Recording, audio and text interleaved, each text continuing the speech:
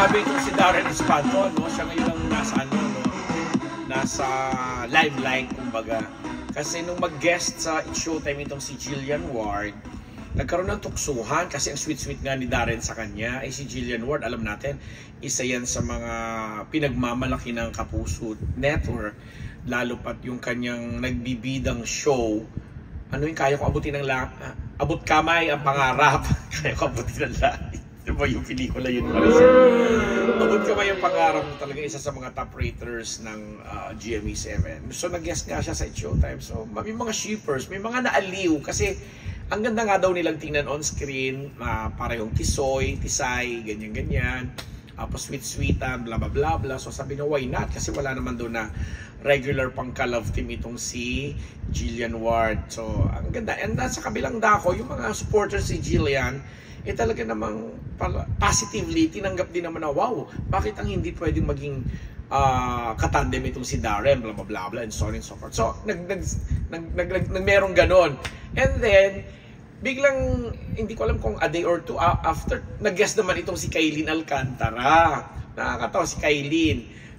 Naalam na ba din natin lahat na siguro in the past hindi natin alam kung anong klaseng closeness meron sila ni Darren, kasi may mga natutuwa din dun sa kanilang dalawa kasi nga may mga pahagingan, may mga pasaringan, may mga patama silang sinabi na ewan, kasi nga kung babalikan po natin yung istorya, si Darren at saka si Cassie Legaspi ay napabalitang naging magkarelasyon, di ba? Tapos biglang naghiwalay di umano, ganyan-ganyan. Habang si Kailin Alcantara naman ay naging girlfriend talaga ni Mavi Legaspi naman. Si Mavi at saka si Cassie Legaspi po ay mga anak ni Carmina Villaruel at saka ni Zoren Legaspi na kambal. So, syempre yung mga netizens na nag-o-observe na parang ano to, ba't may mga sinasabi sila na parang, di ba? Ayun na nga, alam mo na, may mga ganun-ganun may mga ganun na parang private joke na silang dalawa lang yung nakakaalam, na syempre sa tingin ng mga netizen may pinanggagalingan, and syempre walang ibang i-connect yung kundi doon sa mga previous nilang na link sa kanila or na-involve, kagaya nga nitong kambal na Legaspi. Tapos ang nakakabaliw pa dito, pagkatapos nun si Cassie Legaspi may post sa kanyang social media account na parang may pinasasaringan din, may pinatatamaan na something to do with parang hurt or nasaktan, chuchu-chuchu. Na sabi nga ng mga ibang netizen, baka naman daw masyado lang asumera itong si Cassie. Dahil parang feeling niya, kung nagsiselos man siya doon sa naging guesting ng Jillian at saka ni Kailin, parang doon sa post niya lumalabas na parang feeling siguro daw ni Cassie, boyfriend pa rin niya si Darren. May mga ganung kwento.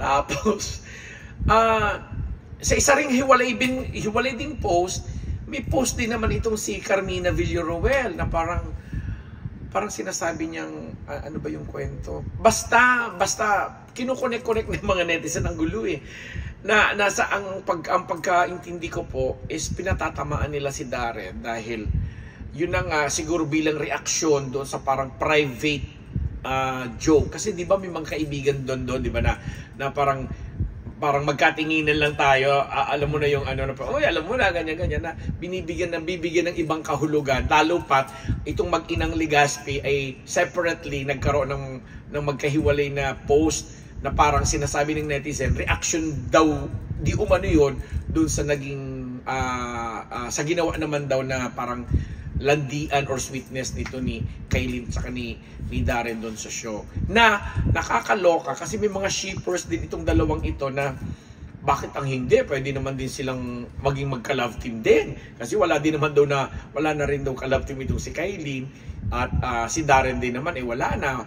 Yun na nga, kaya nga nakakaaliw kasi si Darren biglang, may Jillian Ward na nakikipag-sweetan, may Kailin Alcantara pa na medyo iskandaloso ang dating, di ba?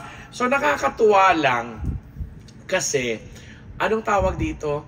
Sa ganitong situation, yun nga, again, yung mga issue on Darren, Kailin, Jillian, Cassie, Mavi, although wala namang sinasabi itong si Mavi, yung lalaking kakambal ni Cassie,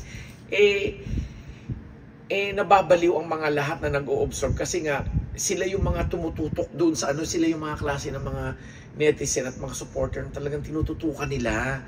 So kung sa ganitong pagtutok nila, ito yung kanyang nakikita, nakakabaliw lang po talaga kasi sabi nga natin, ang social media ngayon, ang digital world ay ibang-iba na kumpara natin ng mga nakadaang panahon na talagang kailangan mo pang interviewin yung mga sangkot bago mo, alam mo yun, bago mo makuha yung buong kwento. Pero sa mga ganitong pangyayari, ang bilis mag 1+1+1 ng mga nag-o-observe, lalo pat minsan, kagaya nung ginawa ni Darren at saka ni Kailin, kung silang dalawa ay may mga ganong private joke, dapat siguro ginawa na lang nilang private din talaga, no, doon. Kasi nung nakita pa yun sa showtime ng mga nakasaksi, ang dating nga sa kanila is meron silang parang kwentong sa kanila lang dapat lumabas. Kaya na-connect dito sa magkahiwalay naman na post ng mag-inang Cassie at saka si Carmina. Ang nakakaloka pa nito, si Carmina, anak-anakan niya doon sa series, si Jillian Ward. Tapos, siyempre sa totoo boy, anak niya si Cassie. Si Cassie naman, alam natin, nagkaroon ng issue kay Lynn. Kasi di ba may issue pang hindi niya pina-follow, bla bla bla bla, habang nung time na parang karelasyon pa nito si Mavi na itong ang Mavi Legaspi ay parang lumalabas sa mga issue noon. Correct me if I'm wrong. Lumalabas sa mga issue noon na parang battered boyfriend na sinasaktan yata or what. Kaya hindi yata natiis ni Carmina naman na magsalita na rin in defense of her son.